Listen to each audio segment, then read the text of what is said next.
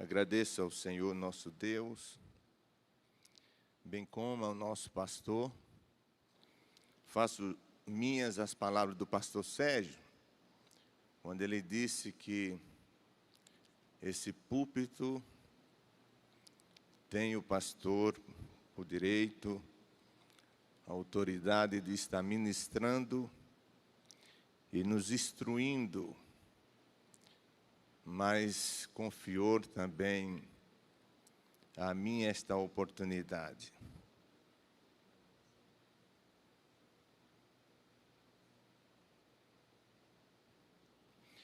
Eu quero, neste momento, ler um texto sagrado, segunda epístola de Paulo a Timóteo, no seu capítulo de número 2, versículos de 1 a 2.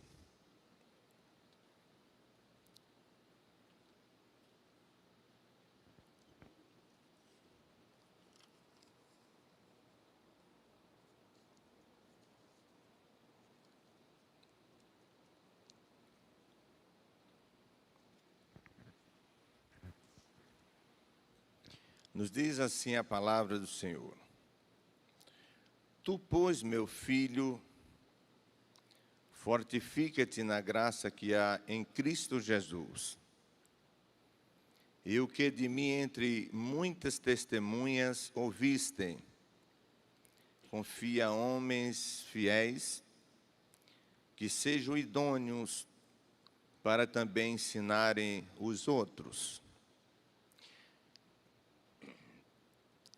É sabido por todo esse público presente que quando Paulo escreveu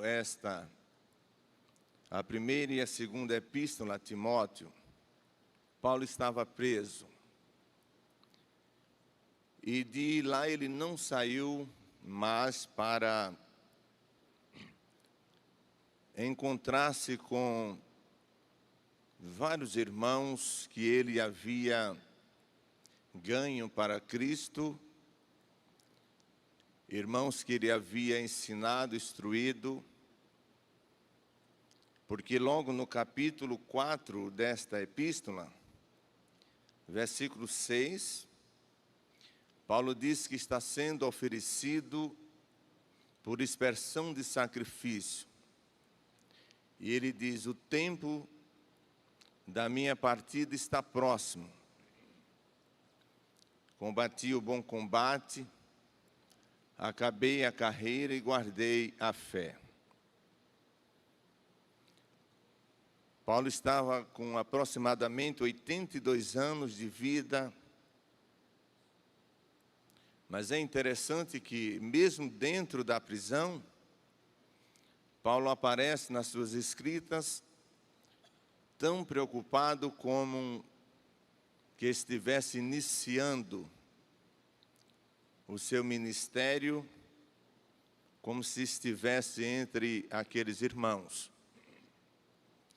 Paulo poderia muito bem, depois de anos de labuta, Paulo ele ter ficado quieto e ter sido o suficiente na sua mente aquilo que ele havia passado para os obreiros que lhe auxiliaram. Porque no capítulo 23 de Atos, Paulo ele está reunido com um grupo de obreiros e lá Paulo fez algumas recomendações, entre elas ele disse que eles vigiassem sobre o rebanho, porque ele disse: eu sei que depois da minha partida, entrará no meio de vós, e que dentre vós mesmos se levantará homens que não pouparão o rebanho. Logo nós entendemos de que Paulo era a última dificuldade que existia para o acesso daqueles que não perdoaria a igreja, o rebanho do Senhor. E nesse texto, ele escreve para Timóteo, e ele diz: Timóteo, você precisa dar atenção sobre aquilo que você aprendeu de mim e que você precisa passar a outros. Timóteo era como que fosse um cofre de segredos entre Deus e o apóstolo São Paulo. No 2 ele diz: o que de mim entre muitas testemunhas ouvistes, você confia a homens fiéis.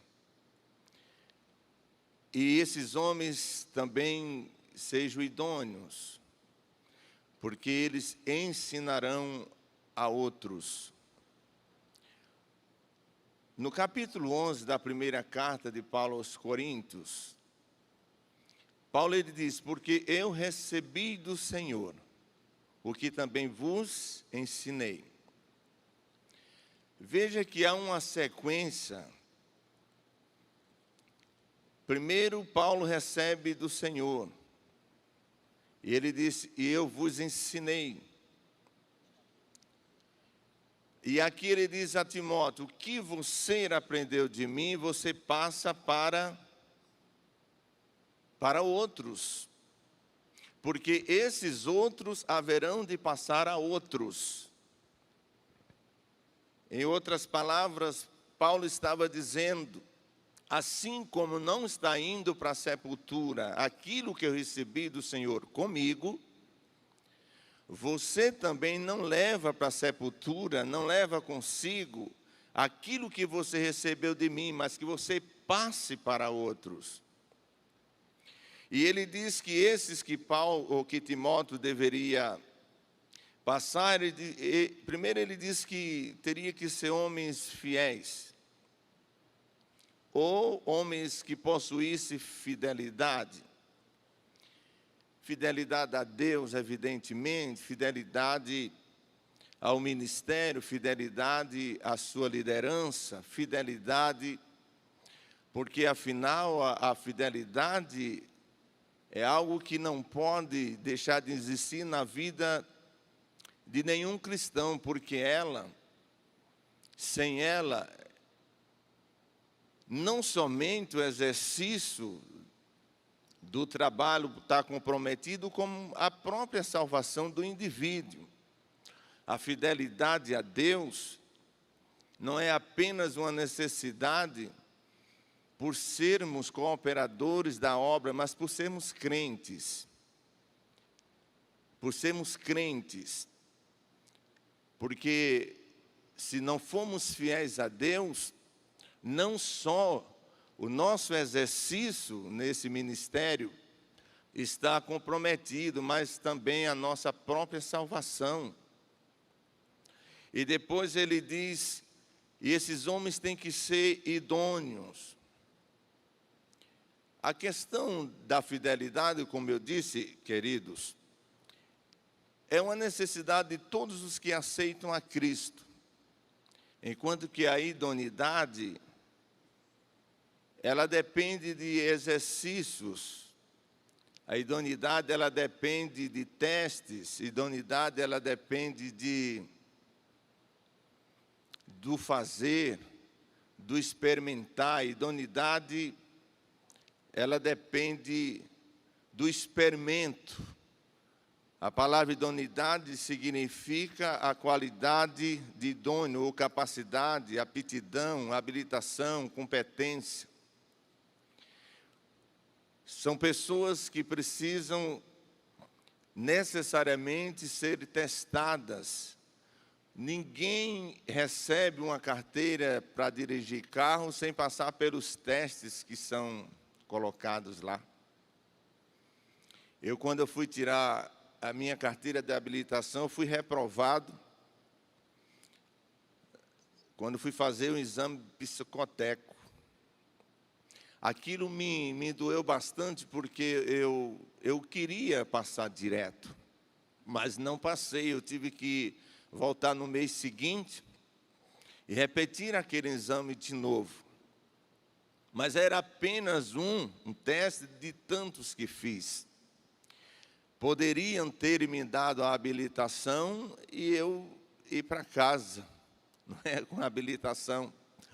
Mas aquele homem que estava examinando disse: ó, infelizmente não passou, você vai ter que voltar aqui no mês próximo e vamos repetir esse exame de novo.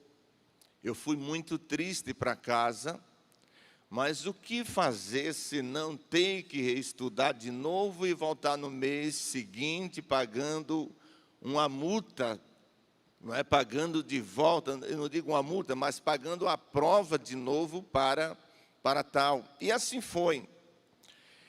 Quando nós lemos no capítulo de número 18 do livro de Êxodo, no capítulo 18, versículo 21, nós encontramos uma passagem que pode cooperar com esse nosso pensamento que passamos aqui para os queridos que estão me ouvindo. No livro do Êxodo, no seu capítulo 18, nós vemos aqui quando Jetro, versículo 21, quando Jetro, ele vem com a família de Moisés, que era a sua filha, e os filhos de Moisés. Moisés estava lá no deserto. Jetro chega, encontra ele em pé o dia inteiro julgando a causa do povo. Jetro viu que aquilo não era bom, porque ele ia cansar e também cansaria todos que ali estavam. Ou seja, ele não ia demorar muito, não ia ter energia suficiente por muito tempo para tal. O povo crescia todo dia. Aí Jetro diz: e tu dentre o povo procura homens capazes, tementes a Deus, homens de verdade, que aborreçam a avareza e ponham-nos sobre eles por maiorais de 1000, maiorais de 100, maiorais de 50 e maiorais de 10. Ele tinha que escolher pessoas. Primeiro, essas pessoas tinham que ser crentes. Aí entra aquela primeira fase, homens fiéis, não é? Crentes. Não poderia ser escolhido homens que não fossem crentes, estavam ali dentro. Aqui aparece a palavra capaz, e a palavra capaz aqui exatamente pessoas que possuíssem uma certa maturidade dentro daqueles que Moisés estava guiando para a terra prometida. Tinha que ser pessoas que tivessem conhecimento, não somente conhecimento do povo, mas conhecimento das leis que podia ou que estava à disposição do povo, para que a causa do povo fosse resolvida conforme a lei, conforme os mandamentos, para que a causa ficasse de fato resolvida. Então, a Bíblia diz que Moisés seguiu a orientação do seu sogro em procurar aqueles homens que fossem capazes, temente a Deus, pessoas que aborrecessem a avareza. E ele disse que foi distribuído sobre os maiorais de 100, maiorais de 50 e maiorais de 10. E o texto mais na frente nos diz que a ordem era essa: as coisas pequenas eles resolvem lá. Aquelas maiores, aquelas mais complexas, eles vão trazer para Moisés resolver. A gente observa, queridos, que mesmo recebendo nós a tarefa de fazermos alguma coisa na obra de Deus, nós aprendemos nesse texto que nós temos o dever e a obrigação de sempre estar consultando Moisés. Nós não somos absolutos lá. Nesse caso, quem é Moisés? O nosso pastor presidente, evidentemente, não podemos negar isso. Nós não estamos sozinhos para resolver as coisas. Glória a Deus. Então, nós precisamos ter essa idoneidade.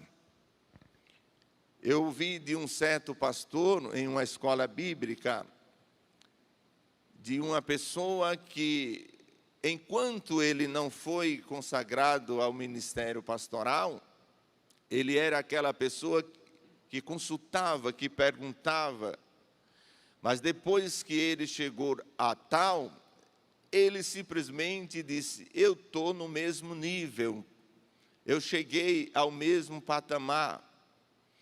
Meus queridos irmãos, um ônibus de 44 assentos, ele pode ir, todos os 44 assentos ocupados por motorista, mas somente um vai na direção. Ou não é assim?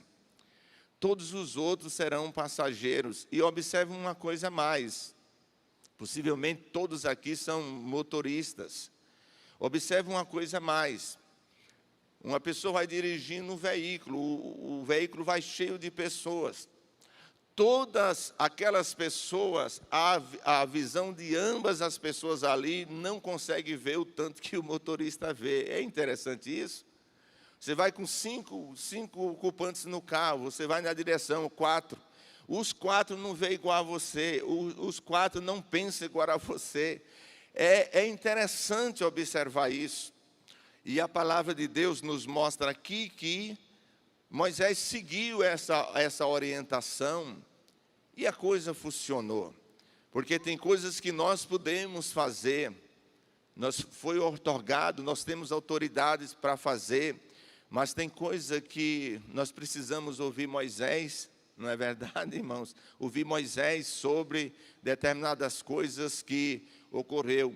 Eu me lembro que em uma das igrejas que eu pastoreei lá no Pernambuco, um dia, quando terminou um culto, dia de domingo, eu fui procurado por um irmão. E ele disse: pastor José Amaro, eu preciso falar com o senhor. Então, eu fui ouvir aquele moço. Aquele moço ele tinha voltado para Jesus, ele estava desviado. E no desvio dele, ele matou uma pessoa.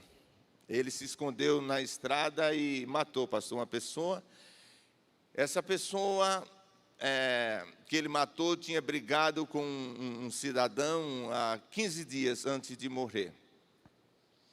E com esse irmão já tinha brigado um tempo atrás. Esse irmão saiu da igreja e exatamente certo para matar aquele rapaz. Ele arrumou uma arma e ficou dentro do mato. Quando o rapaz vinha, ele executou, matou.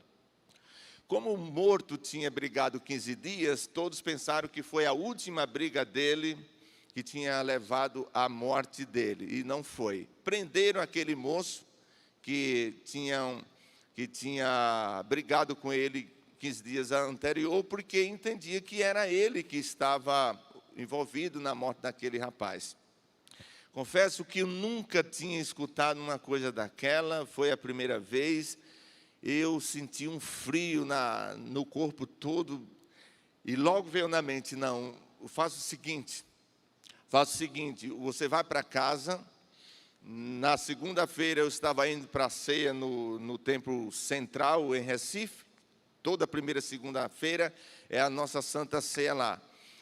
E eu digo: eu vou consultar o meu presidente, e eu disse para ele: na quarta-feira você vem para o culto de doutrina, o culto de ensino, e eu tenho uma resposta para você. Porque eu nunca havia acompanhado uma causa daquela natureza. E cheguei lá, eu consultei o pastor presidente veio com o advogado da igreja, e a gente conversou, recebi a orientação e voltei. O restante das coisas eu não vou contar aqui, mas eu quero dizer uma coisa: eu não tive resposta para aquele rapaz naquele momento, porque no meio do povo tem coisas complexas que acontecem, né? Aparece complexidade no meio do povo, e nós nunca temos, nem sempre digo, nós temos a resposta certa. É por isso que a Bíblia diz que as coisas pequenas, essas são as coisas grandes, que às vezes nós, na nossa mente, pensamos que temos todas as respostas para o povo e não temos. Nós precisamos ter essa humildade, essa maturidade para tal. Nós temos, queridos irmãos, uma outra passagem bíblica que está no segundo livro dos Reis. Eu queria ler com meus queridos irmãos nesta oportunidade, segundo livro dos Reis, no seu capítulo de número 4, versículo 38. A Bíblia diz, ao 41, diz assim: E voltando Eliseu a Gilgal, havia fome naquela terra. O pastor Sérgio tocou nisso aqui, e eu tinha lido isso essa semana. E os filhos dos profetas estavam assentados na sua presença. E disse ao moço: põe a panela grande ao lume e faz um caldo de ervas para os filhos dos profetas. Então um saiu ao campo a apanhar ervas e achou uma parra brava e colheu dela uma capa cheia de coletidas e veio e as cortou na panela do caldo, porque as não conhecia. Assim tiraram de comer para os homens. Sucedeu que, comendo eles daquele caldo, clamaram e disseram: homem de Deus, a morte da panela. E não puderam comer. Porém, ele disse: trazei, pois, a farinha. E deitou-a na panela e disse: tirai de comer para o povo. E não havia mal nenhum na panela. Observemos, nós falamos que Paulo, ele disse: confia a homens fiéis e idôneos. Eu disse no início que idoneidade tem a ver com experiência, tem a ver com experimento. Observe bem. Olhando esse texto sagrado, parece que esses que trouxeram a Eva brava, parece eles serem mal intencionados, e não eram mal intencionados. Ao contrário, a Bíblia diz aqui que eles estavam vivendo uma crise em Gilgal. E eles queriam uma solução. E qual era a solução? Era arrumar comida, porque não havia comida. E a palavra de Deus diz no versículo de número 39, o versículo 38, mais uma vez: voltando ele a Gilgal, havia fome naquela terra, e os filhos dos profetas estavam assentados à sua presença. E disse ao moço: põe a panela grande ao lume e faz um caldo de ervas para os filhos dos profetas. Lá na minha terra, no Nordeste, seria um bredo. Pastor Antônio Carlos deve saber. É um tipo de mato que nós comemos lá. Ali tem um baiano, o pastor também sabe, né? E muitos baianos nordestinos estão aqui que sabem do que eu me refiro, né? Então Eliseu disse: coloca a panela grande no lume, ou seja, no fogo, e vamos fazer um caldo de erva. No versículo de número 39, a Bíblia diz que saiu um moço. Ele quis fazer, observe bem que ele tinha todo o interesse de dar a sua parcela de contribuição para que fosse resolvido o problema dos filhos dos profetas ali. E ele sai. Observe bem, a Bíblia diz que até aqui havia, vou usar a palavra do pastor Sérgio, um comando para o servo de Eliseu, e mais ninguém. A Bíblia não diz que Eliseu mandou o outro, senão o seu servo. Mas a Bíblia diz que aquele moço correu. Ele não perguntou se podia ir, ele não perguntou o que devia fazer, ele correu. Já que falou em Eva, mato, ele disse: não, eu vou correr atrás. E ele foi. E quando chegou lá, ele viu uma Eva que entendeu ser suficiente ou a ideal para a alimentação. E ele pegou e trouxe. Mas por que ele pegou? Mal intencionado, pastor? Não era mal intencionado. É porque ele não tinha idoneidade para aquele tipo de serviço. Ele não conhecia. E dentro da nossa igreja, nós sempre encontramos pessoas com disposição para fazer. É verdade, nós sempre temos pessoas dispostas para fazer. Pastor, estou aqui. Pastor, estou aqui. Precisar, eu estou aqui. Pastor, precisar, eu estou aqui. Mas são pessoas que estão dispostas a fazer, mas não têm o discernimento de como se fazer as coisas. Eu me lembro que quando meus filhos estavam crescendo, que eu mandava ele buscar o sapato, eu mandava buscar o chinelo. Às vezes ele trazia um chinelo de um pé, de uma cor, e trazia o outro chinelo de uma cor do outro pé, ou seja, vinha variado. Ou quando não vinha, todos dois o pé direito.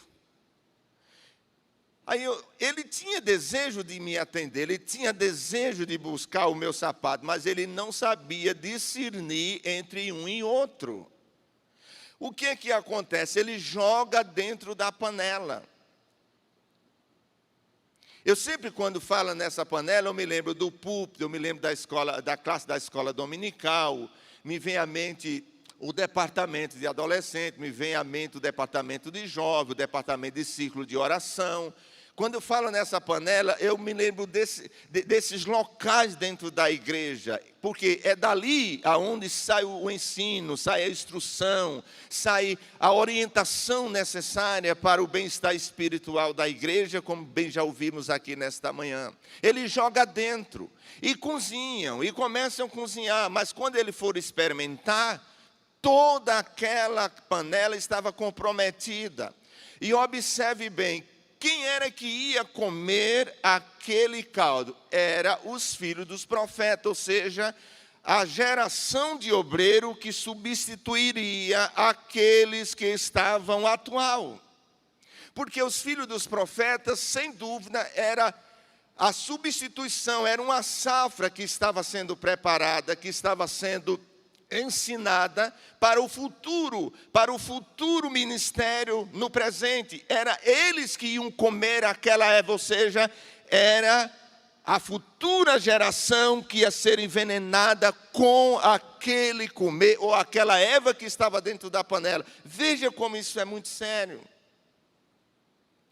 Quando eles viram aquilo ou experimentaram, ele foi ao homem de Deus e disse: tem na panela veneno, ou tem veneno na panela. O pastor Sérgio bem frisou aqui, ele não jogou fora, não substituiu, porque não havia tempo, conforme o pastor Sérgio aqui. Mas ele tinha a farinha. A primeira vez na Bíblia que aparece farinha tirando amargor de Eva, tirando veneno, liquidando o veneno de Eva, é a primeira vez. O que essa farinha representa, como bem já foi dito aqui, a bendita palavra de Deus. Ele jogou dentro da panela e eles comeram e não tinha mais veneno dentro da panela. Nós temos uma outra referência nesse mesmo livro de segundo Reis, no seu capítulo de número 6, versículo de 1 a 7, diz assim: e disseram os filhos dos profetas a Eliseu: eis que o lugar em que habitamos diante da tua face é estreito. Vamos, pois, até o Jordão e tomemos de lá, cada um de nós, uma viga. Olha, cada um de nós uma viga, ou seja, eram várias pessoas que estavam nessa tarefa. E façamos ali um lugar para habitar, ali. E ele disse: ide. E disse um: serve-te de ires conosco, com teus servos? E disse ele: irei. E foi. E ele chegando, e foi com eles. E chegando eles ao Jordão, cortaram madeira. E sucedeu que derribando um deles uma viga, o ferro caiu na água. E clamou e disse: ai, meu senhor, porque era emprestado. E disse o homem de Deus: onde caiu?